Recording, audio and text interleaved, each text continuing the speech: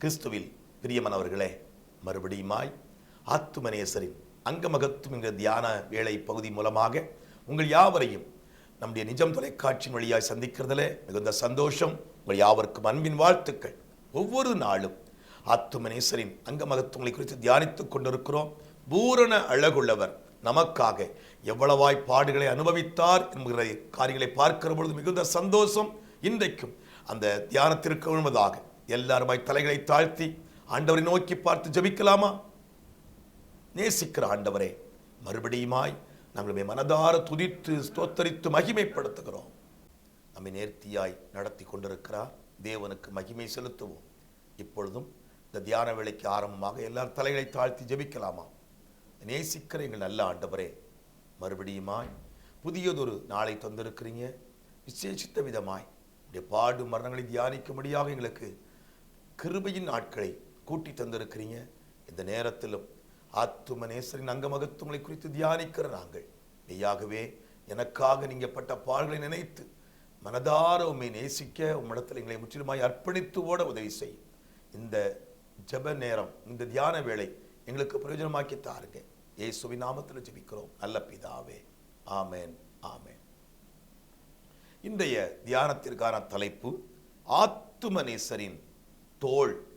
இதற்கு முன்பாக ஆத்துமநேசருடைய பாதம், கால், கால் எலும்பு, முழங்கால், வயிறு, இன்னுமாய் கை, இன்னும் முதுகு, இப்படி அநேக காரியங்களை தியானித்திருக்கிறோம். இன்றைக்கும் ஆத்துமநேசருடைய தோளை குறித்து தியானிக்க போகிறோம்.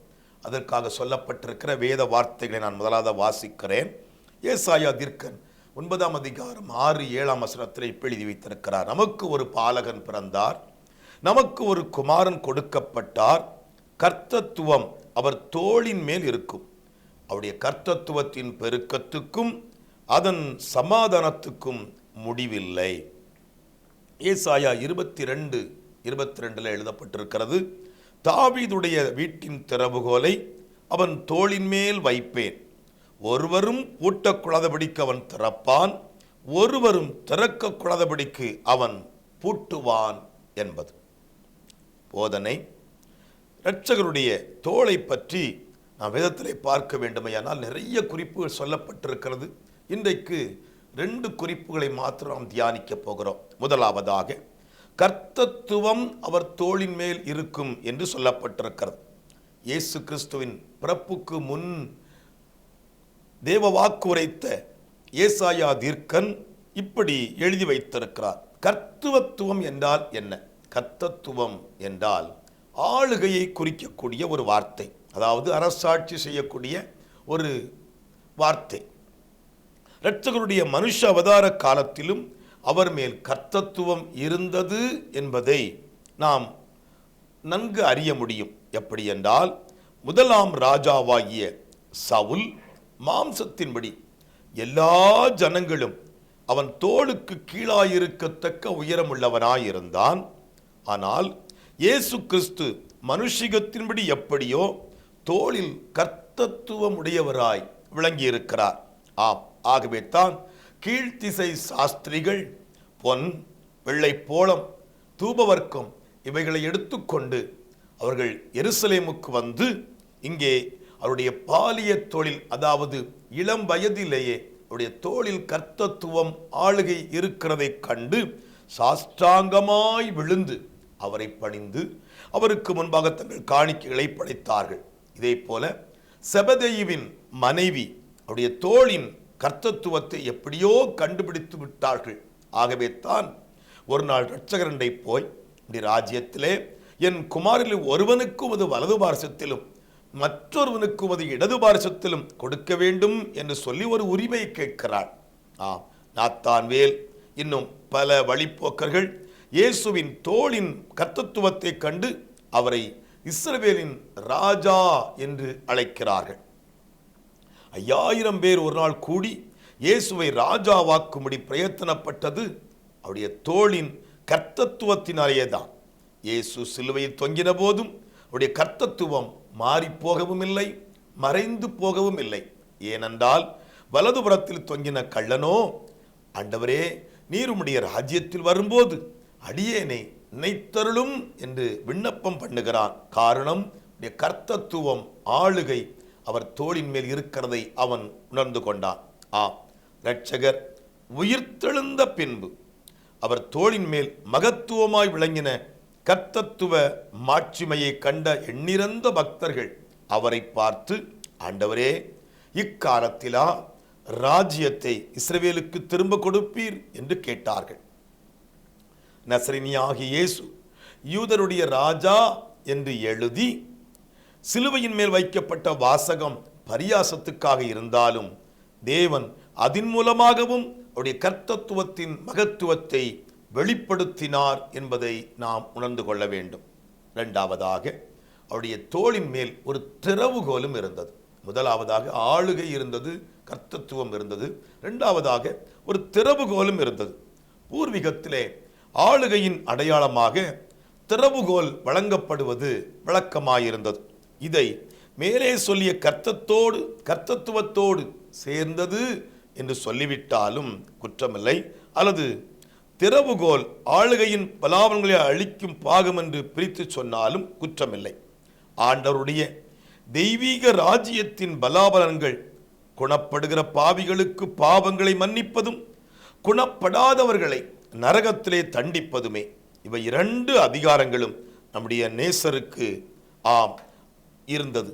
ஆனால் பலனளிக்கும் பாகத்தை தான் இரட்சகர் தம்முடைய மனுஷ அவதார காலத்திலே காட்டினார்.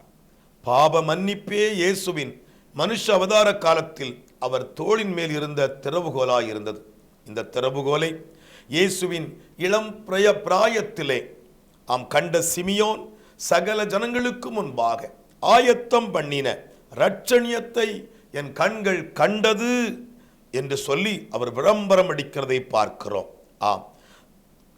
தமக்கு பாவங்களை மன்னிக்க அதிகாரம் உண்டென்றும் உன் பாவங்கள் உனக்கு மன்னிக்கப்பட்டன என்றும் அவர் சொல்லுகிறதை பார்க்கும் பொழுது அவருடைய தோளின் மேல் பாவங்களை மன்னிக்கிற ஒரு திறவுகோல் இருந்தது என்பதை நமக்கு உணர்த்தி காட்டுகிறது. இந்த திறவுகோலை உடையவராக இயேசுவானவர் இன்றைக்கும் பரலோகத்திலே இருக்கிறார். ஒரு காலம் வரும், அப்பொழுது பாவிகளை தண்டிக்கும் அதிகாரமுடைய அவருடைய கிருபையுள்ள தோளின் மேல் அந்த அதிகாரம் திறவுகோலாய் நிச்சயம் வெளிப்படும். நாமும் ஆயத்தமாவோம். தியானம். ஆத்துமாவே, இதுவரைக்கும் நீ இயேசுவின் பாதத்தையும் காலையும் முழங்காலையும் வயிற்றையும் மார்பையும் விலாவையும் ஆராய்ந்து தியானித்தாயே. இப்பொழுது உன் கண்களை ஏறெடுத்து அவருடைய தோளை பார்.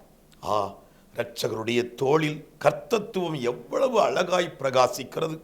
அவர் தோளுக்கு அது ஏற்றது, அதற்கு அவர் தோள் ஏற்றதுதான். அந்த தோளின் மேல் ஒரு திறவுகோல் இருக்கிறது அல்லவா? விசுவாசத்தோடு பார்க்கலாமா?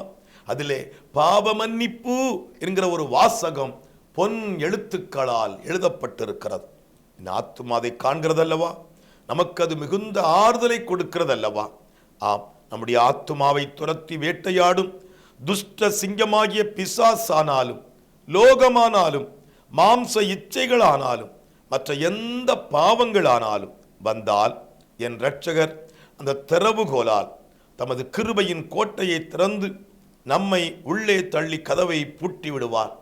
பிசாசே, நீ அப்போது என்ன செய்வாய்? அங்கேயும் வருவாயோ?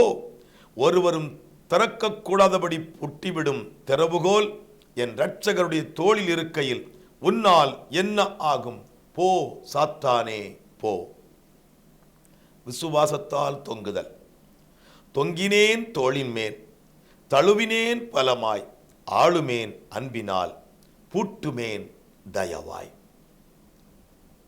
அன்பனவர்களே, ஆத்துமனேஸ்வருடைய அங்க மகத்துவங்களை குறித்து தியானிக்கிற நாம் ஒவ்வொரு அவயவங்களையும் குறித்து வேதத்திலே சொல்லப்பட்டிருக்கிற வார்த்தைகளை தியானிக்கிற பொழுது எத்தனை சந்தோஷம்!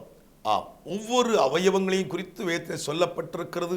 குறிப்பாக இன்றைக்கும் சொல்லப்பட்ட அவருடைய தோளை குறித்து 2 குறிப்புகளை பார்த்திருக்கிறோம். கர்த்தத்துவம் அவர் தோளின் மேல் இருந்தது. ஆளுகை அவருடைய தோளின் மேல், அதாவது திறக்கிற பூட்டுகிற அத்தனை மகிமை மகத்துவம் உடைய திறவுகோல் அவரிடத்தில் இருந்தது. அப்படியானால் அதை விசுவாசிக்கிற நாம், ஆண்டவரே உடைய மகத்துவங்களுக்காக ஸ்தோத்திரம் என்று சொல்லி ஜபிக்கலாமா? எல்லாரும் முழங்கால் படியிட்டு. Thank you Lord. அன்பின் நல்ல ஆண்டவரே, ஆத்துமனேஸ்வருடைய அங்க மகத்துவங்களை குறித்து தியானிக்க ஒவ்வொரு அங்கங்களும் எங்களுக்காக எத்தனை பாடுகளை ஏற்றுக்கொண்டது மாத்திரமல்ல, எங்களுக்காக எத்தனை அதிகாரமுடையவராய் இருக்கிறதை நினைத்து பார்த்து உமக்கு மனதார நன்றி செலுத்துகிறோம். இந்த நாளிலும் நாங்கள் கேட்ட வார்த்தையின்படி தேவரீர் உடைய தோளின் மேல் அதிகாரம் இருக்கிறது, உடைய தோளின் மேல் ஆளுகை இருக்கிறது. இதற்காக உமக்கு ஸ்தோத்திரம். ஆண்டவதாமே, எங்களுக்கு உம்முடைய ஆளுகையை தாரும். உடைய அதிகாரத்தினாலே எங்களை பாவ மன்னிப்பு நிச்சயத்தை தந்து ஆசீர்வதித்து நடத்தும். ஆமப்பா, அங்க மகத்துவங்களை குறித்து தியானிக்க ஒவ்வொரு அங்கங்களும் எங்களுக்காக பாடுபட்டதையும் நினைக்கிறோம். அது நிமித்தமாக எங்களுக்கு உண்டு பண்ணி வைத்திருக்கிற மீட்பு பெரியது. அதை உணர்ந்து மனதார துதித்து ஸ்தோத்தரித்து மகிமைப்படுத்துகிறோம். இப்பொழுதும் ஆண்டவரே, எங்களோடு இணைந்து ஜெபித்துக் கொண்டிருக்கிற ஒவ்வொரு பிள்ளைகளுடைய பலத்தினால் இடை கட்டுவீராக. ஒவ்வொருடைய பலவீனங்களையும் மாறிப்போக பண்ணுங்க. படிக்கிற பிள்ளைகளுக்கு விசேஷத்தை ஞானத்தை தாருங்கப்பா. ஆண்டவரே, தொழில் துறைகளுக்கு புறப்படுகிற பிள்ளைகளுக்கு உம்முடைய கிருபையை தாருங்கப்பா. பிரயாணங்கள் பிரயாசங்கள் சந்தோஷமா இருக்கட்டும். பலவீனத்தோடு இருக்கிற பிள்ளையுடைய பலவீனங்கள் நீங்கி உமக்குள் சமாதானம் சுகம் உண்டாகட்டும். இன்னுமாய் பற்பல காரியங்கள் நிமித்தமாய் புறப்படுகிற பிள்ளைகளுடைய காரியங்கள் வாய்க்கட்டும் என்று நாங்கள் ஜெபிக்கிறோம். எல்லாவற்றையும் எங்க அப்பா கையில கொடுக்கிறோம். இந்த நாளிலே பிள்ளைகள் ஏற்படுத்தி வைத்திருக்க எல்லா காரியங்களிலும் கர்த்தருடைய சித்தத்தின்படியாய் நன்மையாலும் கிருபையாலும் முடிசூட்டும். இயேசு கிறிஸ்துவின் மூலமாக இவை யாவையும் உம்முடைய கரத்திலே தந்து ஜெபிக்கிறோம். எங்கள் ஜெபங்களை கேட்டருளும் நல்ல பிதாவே. ஆமேன், ஆமேன். என் ஆத்துமாவே கர்த்தரை ஸ்தோத்தரி, என் முழு உள்ளமே அவருடைய பரிசுத்த நாமத்தை ஸ்தோத்தரி. என் ஆத்துமாவே கர்த்தரை ஸ்தோத்தரி, கர்த்தர் செய்த சகல உபகாரங்களையும் மறவாதே. ஆமேன், ஆமேன். பிரியமானவர்களே, இன்னொரு நாளில் இன்னொரு அவயவத்தை குறித்து தியானிக்கலாம். கர்த்தர் தாமே தொடர்ந்து நம்மை ஆசீர்வதித்து பலப்படுத்துவாராக. God bless you.